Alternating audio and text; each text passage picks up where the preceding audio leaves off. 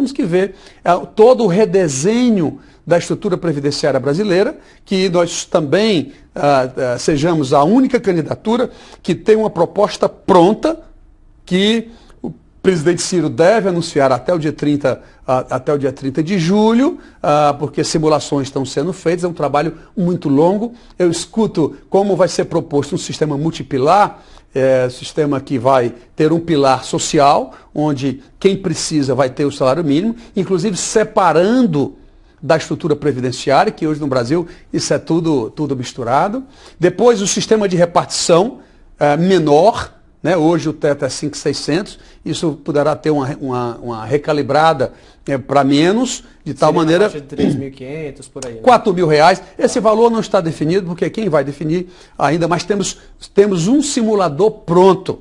Para o regime próprio de previdência do governo federal, por exemplo, a nossa equipe, ela baixou 840 mil servidores do Portal da Transparência, seus salários, a data de entrada no serviço público, porque isso ajuda a você calcular tanto o déficit explícito quanto o déficit implícito, ou seja, o custo de transição, que todo mundo diz que esse valor é muito elevado, mas engraçado, ninguém diz quanto é. Nós vamos sim dizer à população, porque esse cálculo já está praticamente calculado, e nós vamos anunciar não somente o valor, mas o mais importante, nós vamos dizer a forma de como fazer. Então, um pilar social, um pilar de repartição, e aí, quem desejar, um pilar no modelo de capitalização de contas individuais. Só que, para não assustar as pessoas, diferentemente do Chile, por exemplo, lá a capitalização ficou muito baixa, porque só entrou para o cálculo da sua aposentadoria a sua contribuição pessoal. A contribuição patronal não entrou.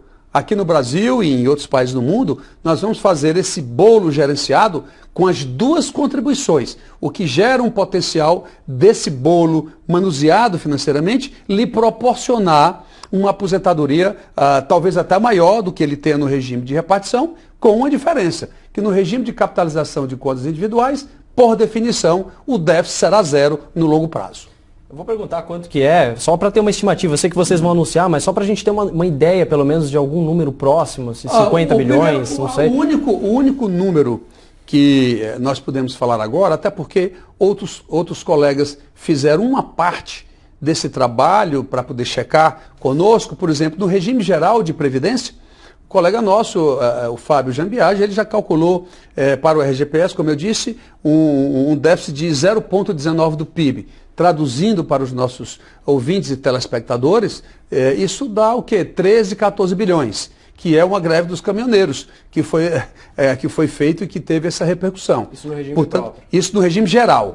Regime geral de previdência. Então, o regime próprio tende a ser menor? O regime próprio não, acredito que tenda a ser maior, porque os grandes valores, as grandes aposentadorias estão no regime próprio, porque aí envolve não somente o governo federal, mas envolve os estados e municípios. Hoje os estados estão totalmente... Você tem os 3 estados dos 4 mais ricos do país, não conseguem pagar, não tem dinheiro para investimento, não pagam os seus fornecedores, estão pagando os seus servidores parceladamente. Ou seja, seria uma regra que unificaria todas as previdências. Seria uma regra que traria para a mesma sistemática, exatamente, esse novo modelo, porque o que interessa também, e é necessário esclarecer aqueles que são da área, que essa solução, ela não se apresenta somente por corrigir um problema de atuária, ou seja, um problema fiscal também, de déficit existente. Ele tem um outro fator macroeconômico, que é gerar poupança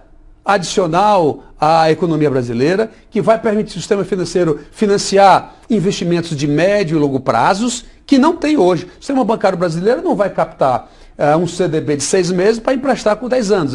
Eles não gostam de fazer isso descasado. Portanto, você vai gerar um potencial para gerar formação bruta de capital, ou seja, para ter investimentos no país, que hoje nós não temos. Regime de repartição está fadado ao insucesso por uma razão básica.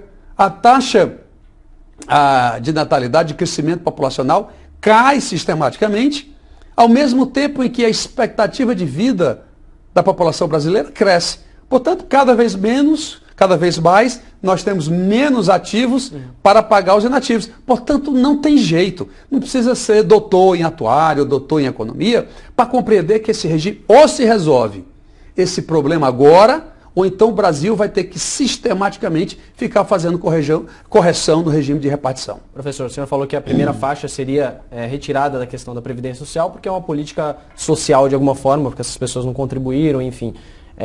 Como que seria esse grupo, essa faixa? Seria uma unificação de RGPS,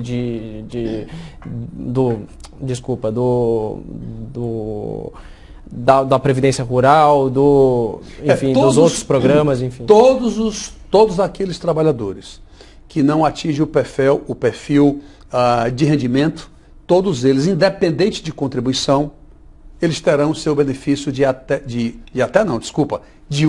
um salário mínimo. Inclusive prestação continuada. Prestação continuada, tudo terá esse pilar chamado pilar de assistência social. E nós temos que chamar esse nome para poder separar o que é assistência social do que é previdência no Brasil. Porque o capítulo da Constituição brasileira que trata do orçamento da Seguridade Social, ele coloca isso tudo num bolo só. Isso tem gerado muita confusão no entendimento das pessoas. Fica fora. E aí você vai tratar o pilar de repartição, como eles falam, como o mundo fala, que é o sistema Pay as you go, ou seja, os ativos vão pagando os inativos, e aí o terceiro pilar, que é o pilar da capitalização, e isso ensejará que o Brasil tem uma perspectiva de longo prazo muito mais sólida, que tem uma solução da sua questão fiscal também muito mais efetiva, diminui essa trajetória absurda de crescimento sem limites da relação dívida-PIB, que tem amedrontado os investidores nacionais e internacionais, e gera poupança para o sistema financeiro. Portanto, são vários efeitos positivos que nós não podemos, mesmo sabendo desse custo que nós vamos ter, mas será a solução definitiva para o problema fiscal brasileiro.